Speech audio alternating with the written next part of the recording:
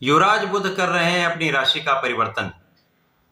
प्रिय दर्शकों, 7 मई को नवग्रहों में युवराज बुध अपनी राशि का परिवर्तन करेंगे तथा वर्तमान मीन राशि को छोड़कर मेष राशि में प्रवेश करेंगे।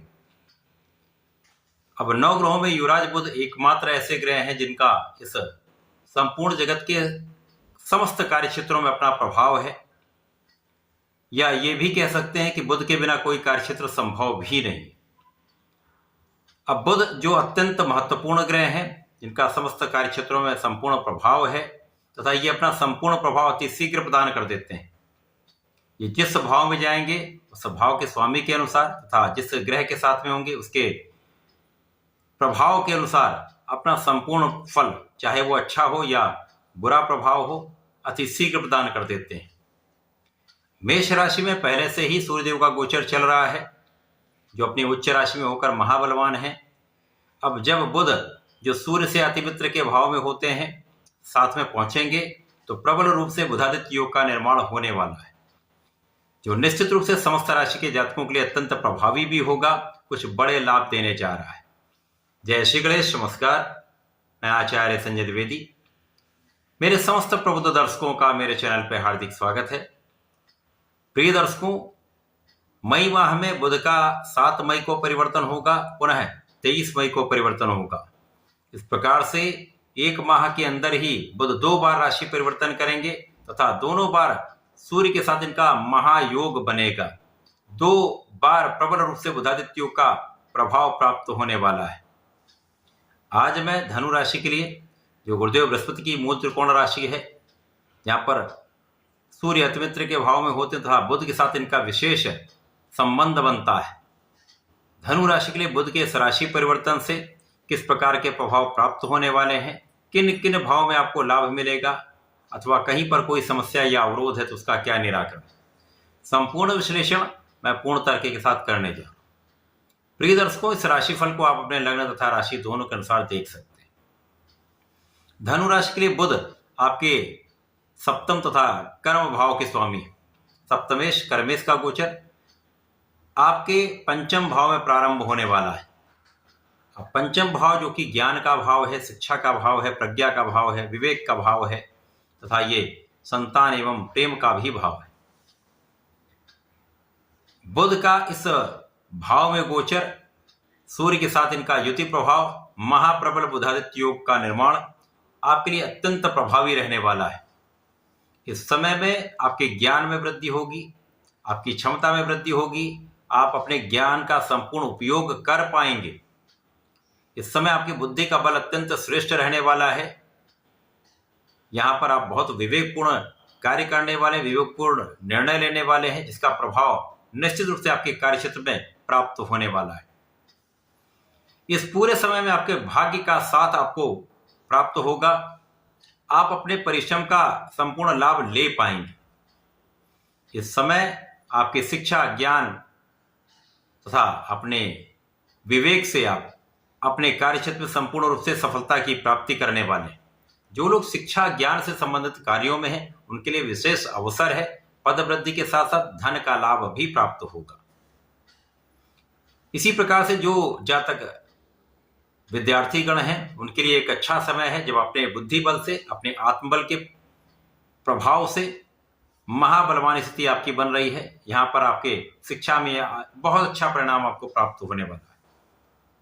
संतान पक्ष बलवान होगा, संतान सुख आपको प्राप्त होगा तथा ये समय आपके प्रेम संबंधों के लिए ठीक है। इस समय सूर्य और बुध का प्रबल रूप से बुधादित्य योग आपको शासन सत्ता से, सरकारी तंत्र से, राजकीय सेवाओं से, प्रशासनिक सेवाओं से तथा राजनीति से एक अच्छा लाभ देने वाला है। इस समय में आपके सोचे हुए कार्य संपूर्ण होंगे। आपके लाभ में पहले से भी अधिक वृद्धि होने वाली है। तो ये परिवर्तन आपके लिए अत्यंत श्रेष्ठ होने वाला है। जब बुध राशि परिवर्तन करेंगे 23 मई को आपके षष्ठम भाव में जाएंगे। अब षष्ठम भाव जो कि तृक भाव है, निर्बलता का भाव है, यहाँ पर बुध और सूर्य का पुनः महायोग बनेगा, जो कुछ भावों के परिप्रेक्ष्य में अच्छा प्रभाव देगा, परंतु कुछ यहाँ पर स्वास्थ्य समस्याएं हो सकती हैं। यहाँ पर जीवन साथी के साथ कुछ क्लेश बढ़ सकता है, जीवन साथी के साथ कुछ तनाव बढ़ सकता है, अथवा जीवन साथी के स्वास्थ्य में कुछ समस्या हो सकती है। यहाँ आपको ध्यान रखना होगा, अपने स्वास्थ्य का भी ध्यान रखने में जीवन साथी के स्वास्थ्य का भी आपको ध्यान रखना होगा। यहाँ पर कोई विकट समस्या नहीं है। मौसम के रोग हो सकते हैं, कुछ एलर्जी की समस्या हो सकती है, आंखों से संबंधित कुछ समस्याएं हो सकती हैं। तो यहाँ पर कोई बड़े रोग की संभावना नहीं है, छोटे मोटे रोगों की संभावना है, परंतु इनसे बचाव, सावधानी अत्यंत आवश्यक है। इस समय में आप अपने ऋण से मुक्त हो सकते हैं। इसी प्रकार से जो जातक व्यापारिक कार्य में है, व्यापार के लिए ऋण लेने का प्रयास कर रहे थे, तो अच्छी संस्थाओं से आपको ऋण प्राप्त हो सकता है। शत्रु का विनाश तय है, यहाँ पर कोई संदेह नहीं। जो जातक विदेश में रहकर कार्य करना चाह रहे हैं, जाना चाह रहे हैं, विदेश में से संबंधित होकर व्यापार करना चाह रहे हैं, उनके लिए अत्यंत श्रेष्ठ समय है जब आपकी ये मनोकामना पूर्ण हो सकती है। इसी प्रकार से जो जातक विदेश जाकर उच्च शिक्षा लेना चाहते हैं, उनका ये प्रयास सफल होगा। इस समय में जो जातक नौकरी के लिए प्रयास कर रहे थे, नौकरी के लिए प्रयत्न कर रहे थे, काम नहीं बन पा रहा था, अब आपका काम बनने वाला है, आपको इसमें सफलता अवश्य प्राप्त होगी। तो बुध का ये राशि परिवर्तन, जो पहला परिवर्तन है जो 7 मई को होगा, वो अत्यंत महत्वपूर्ण है, महालाभ देने वाला है। दूसरा परिवर्तन कुछ भाव के परिवेश में बहुत अच्छा प्रभाव देने वाला है, आपके शत्रुओं पर विजय प्राप्ति कराने वाला है, कानूनी समस्याओं में आपका पक्ष बलवान रखने वाला है, तथा आपके कार्य क्षेत्र में प्रगति कराने वाला है। यहाँ पर कोई संदेह है। अपने स्वास्थ्य का ध्यान रखें, जीवन साथी के स्वास्थ्य का ध्यान रखें, तथा तनाव मतभेद से बचें। यहाँ पर पिता का सहयोग पूर्ण रूप से आपको प्राप्त होगा। यहाँ पर किसी प्रकार की कोई समस्या नहीं है। अपने आत्मबल को प्रबल करिए तथा अपने कार्य क्षेत्र में संपूर्ण निष्ठा के साथ आप काम करिए, समस्याएं कम होंगी, आपको लाभ अवश्य मिलेगा। इस पूरे समय में आपको नियमित रूप से भगवान श्री हरि की शरण में रहकर प्रत्येक गुरुवार को विष्णु सहस्त्रनाम का पठन करना चाहिए। यदि पढ़ ना पाए तो आप सुन लें, तथा ओम नमो भगवते वासुदेवाय का 27 बार जप अवश्य करें, तथा प्रत्येक बुधवार को गणपति जी को दूर्वा का अर्पण करें,